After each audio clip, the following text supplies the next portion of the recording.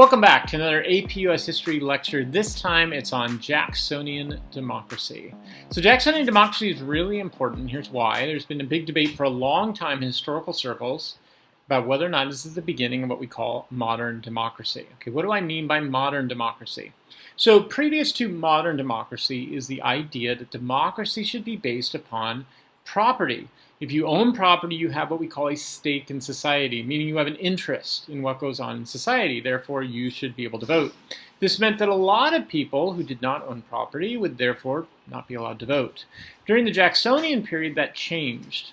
Instead of your vote being tied to your property, it was now tied to your citizenship. Now, the real question is whether Jackson was the one who made that happen, and if he truly was a politician of the people. What we're going to see in this video lecture is that Jackson's time would give rise to political parties, a new division between the North and South over slavery, and Western expansion, especially with the impact of the removal of native tribes. Okay, let's start off with the context. The context really goes back to 1803 with the Louisiana Purchase. When Jefferson purchased that land, it allowed for a huge importance to Democratic Republicans and farmers. By the end of the War of 1812, the Federalists had disappeared. Why? Well, you might remember at the Hartford Convention during the War of 1812, the Federalists said, we're going to get out of this war. And then 1 month later, we basically won the war. So because of that, the Federalists looked like a bunch of traitors, and they basically vanished. At the end of that war, there was a general, General Andrew Jackson, who rose to prominence. Why? Well, they actually had signed a treaty ending the war, and a month later, because the news did not get out to New Orleans, a battle took place in which Andrew Jackson defeated the British at the Battle of New Orleans. It's actually going to give a huge rise to him. He's also going to get a huge rise because he goes into Florida at this time, and he's going to defeat the Seminole Indians there, and he's going to take over Florida for the United States. Okay, in this post-war fervor, there is a new sense of nationalism in a period that is known as the era of good feelings. In this era of good feelings, there is national unity and economic growth. Well, kinda. Actually, I'm not so sure that there really is national unity, but there was a feeling of it. Also, Henry Clay from Kentucky came up with an idea called the American system.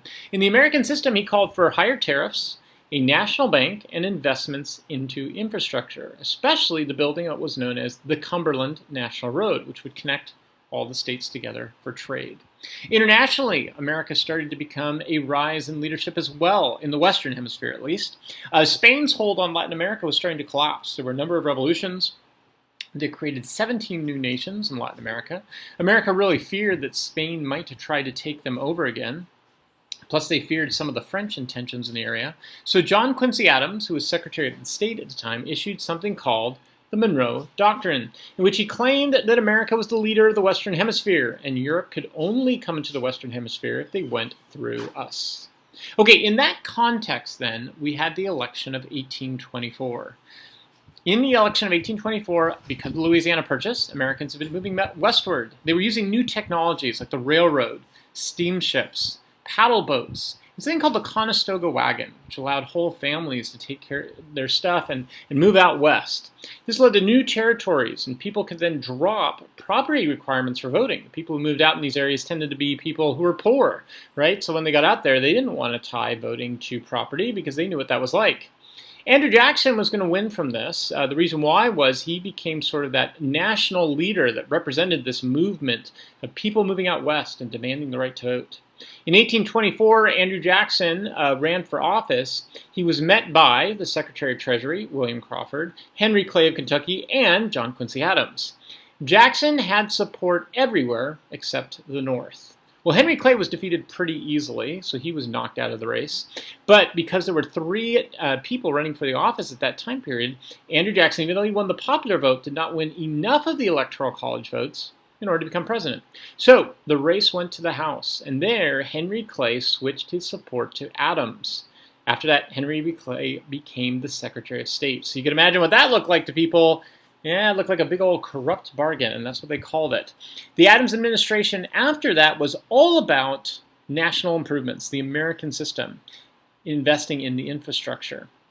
In response to this, Martin Van Buren began strengthening a Democratic Party that would fight against Adams, which leads us to the election of 1828. In the election of 1828, there was a claim that Adams had had a lot of mistresses, that Adams was what they called at the time womanish, and Jackson himself was attacked. His wife Rachel was attacked because she had married Jackson before divorcing her previous husband. In the end, though, Jackson won the election with support from both the West and the Southern states. Once Jackson becomes president, he becomes sort of Jefferson on steroids. He believed in states' rights, but to an extreme degree. At this time, too, we're going to have a number of things happen. First off is the party system. So when Jackson became president, he began establishing a political party to back him up. This is when we move away from factions into the political party system. And he began arguing that this was a good thing. This allowed for loyalty, it allowed for organization, it allowed for more systematic politics. He also established what was called the spoils system. Okay, what was this? This was basically people who were loyal to him, he gave positions in his cabinet. He also had what was called the kitchen cabinet. Okay, kitchen cabinet was basically the idea that these were his closest friends, and they were his advisors during his presidency. During his presidency, we saw a huge divide in the country that started to happen between the market revolution in the North and Southern farmers. Jackson's party became the Democrats, and the Democrats believed that the market revolution was simply giving rise to people who really didn't do much. They were bankers, merchants, and speculators, people who made money off of other people's backs. The Whigs, however, up in the North, believed in the market system. They believed that the market system would make America stronger. Well, in the midst of this, the first major controversy arose, and that was the South Carolina nullification. In South Carolina, they were farmers, right? They believed in states' rights, they believed in slavery, and they were also against a tariff that had been raised called the Tariff of Abominations. They believed this was the largest tariff ever, and one of their supporters was Vice President John Calhoun. Calhoun came up with an argument called the compact theory of government. According to John Calhoun, the states had entered into the Constitution, and if they wanted to, they could leave it. And so because of that, the states could nullify federal laws. And he supported South Carolina in nullifying this tariff. Well, Andrew Jackson, remember I said, big supporter of states' rights? Well, he threatened to invade South Carolina. He said, hey, look, it's fine to have states' rights, but we need to have some national framework. In the end, Henry Clay had to go and work out a compromise to stop Jackson from invading South Carolina. And this led to a huge debate between two senators, Daniel Webster and Hayne, in which they debated about the nature of the union. Was it a national union or was it a states' union? Next up was the Native American removal. Andrew Jackson attempted to remove Native Americans from the new territories. Why was he doing this? Well, for two reasons. One, to placate his supporters, and two, because of the Missouri Compromise. The Missouri Compromise allowed for the expansion of slavery out into the South. Jackson was over the Indian Removal Act, which attempted to remove what were known as the time of the 5 civilized tribes, the Cherokee, the Chickasaw, the Choctaw, the Creek, and the Seminole. 2 Supreme Court cases came because of this. In 1831, the Cherokee Nation went up against Georgia. Now, at the end of that, John Marshall, who was the head of the court, said that natives were the wards of the American state, and so he dismissed the case.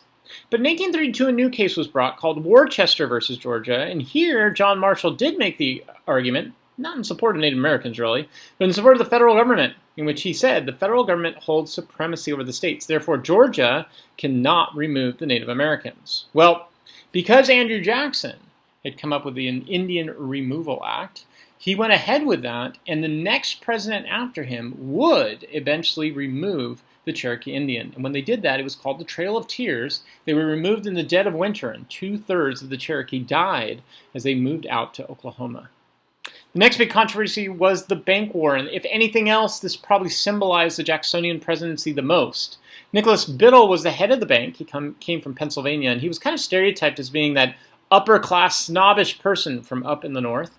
The main issue here was whether or not national banks should be allowed to have power over state banks. In 1836, Jackson, who was a big believer in state banks, removed all the gold from the federal bank. That basically made it worthless. Local banks at that point began, since they had so much gold in their vaults, issuing more and more paper money, which caused a massive inflation, and it led to a panic of 1837, basically a recession. The federal government, so what caused this? The federal government began selling off land in paper money. Britain then demanded loans to Americans be paid in gold and silver, and then Britain stopped buying as much American cotton. Because so much of the paper money that was out there had led to inflation, it was basically worthless, and that led to a recession and then a depression. That leads us up then to the election of 1840. After Jackson served 2 terms, the next president was Van Buren. He attempted to solve some of these problems by separating the banks and making an independent treasury. That only ended up splitting the Democratic Party, and it led to the rise of a new party called the Whigs, who wanted a national bank. Some Democrats wanted to strengthen the local bank. So the Whigs ran William Henry Harrison, who did win, but then died right after the election. His vice president, John Tyler, was more of a believer in states' rights. So Tyler became president and then began vetoing all the Whigs' ideas on internal improvements. Okay, so what are our takeaways from the Jacksonian presidency? First, we see the rise of what's called modern democracy due to Western expansion. So that, again, is the idea of democracy being tied to a person's citizenship, not to their property.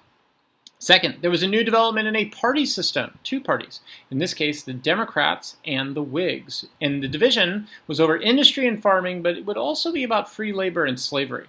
Next up, remember that Jackson pursued states' rights, but within a national system. And last off, by the time we finish with the Jacksonian presidency, we're going to see our first 2-party political system with developments afterwards that we're going to have to get into leading up to the Civil War. Okay, see you in class.